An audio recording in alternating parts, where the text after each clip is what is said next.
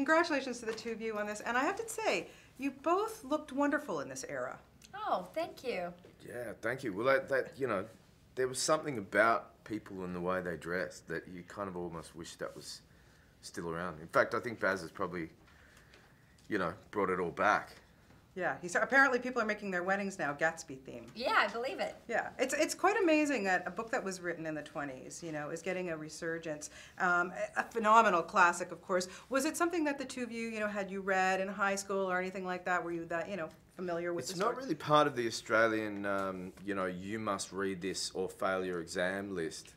But it's on everybody's radar. I mean, it's part of a canon of literature greats that we're all aware of. I read it when I was in my early 20s, and then again when I was much older. I was about in to his meet early Baz. 70s. Early 70s, yeah. He read it then. Botox. Yeah, you're looking great. How about you, Isla? I read it in high school just for fun, and then I read it again right before I met with Baz for the role. Yeah. Having the source material, though, is it something that's important to you guys when you're doing roles like this, or do you find that important to go back or do you want to just give it a new, fresh, you know, interpretation? You have to go back because it's famous for, I mean, it's, you know, it's where it is for a reason, and you want to honor and respect, you know, Fitzgerald. And there are clues, you know, there are clues for your character in there. I mean, I often believe that all the information hopefully you need for a character should be contained within the pages of the script. And then you've got the book. And Baz would also refer to the longer unedited version of Gatsby that was called Trimalchio. And it was all about finding clues and putting them in your basket, you know. Yeah, Baz Luhrmann, I mean, seriously, what else can I say? The guy is just a visionary genius. What is it like to get inside that guy's head and then bring it to life? Oh.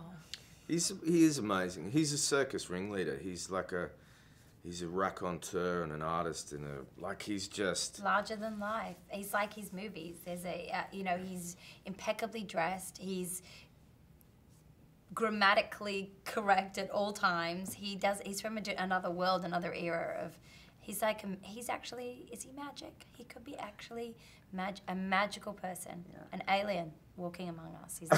He's that brilliant. But you also have to include Catherine Martin in that equation because, you know, she's the clothes on the mannequin, and she's, you know. And she's the sets, and she's behind the story development and everything. She's wonderful. And together they're like nuclear fusion.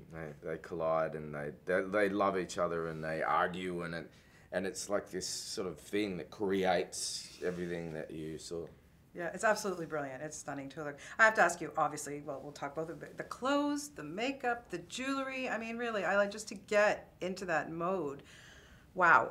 Yeah, well, my character is actually, you know, being lower class. I didn't really have that many, you know, diamonds, but I loved my costumes, and I loved the world. I thought it was just, I feel very, you know, attached to Myrtle. I'd love to wear those dresses in real life. Is it pressure to play somebody, you know, so tragic and so, you know, really she's kind of, well, they're all iconic characters, there's no question about it, but Myrtle, I mean, really, your heart goes out to her. I know, I agree. Listen, I try not to think about an end result. You know, when I make a movie, I just do my best because you never know, and you know, it's up to the director at the last moment, you know? Yeah.